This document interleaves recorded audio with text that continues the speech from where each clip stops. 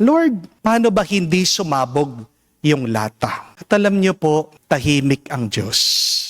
Yun yung sagot niya.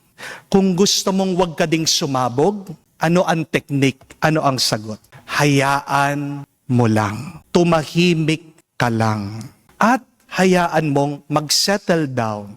Hayaan mo yung mga bubbles sa gitna na magkaroon ng sentro. Doon, hindi lalabas, hindi sasabog, hindi magkakalat ang soft drinks.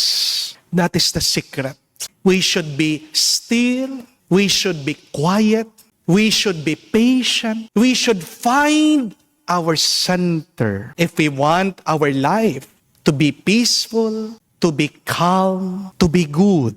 Amen? Kapag inaalog ka ng buhay, kapatid, pag mong bubuksan ang bibig mo. Amen? Kapag binuksan mo ang bibig mo, anong lalabas yan? Masama, pangit, galit.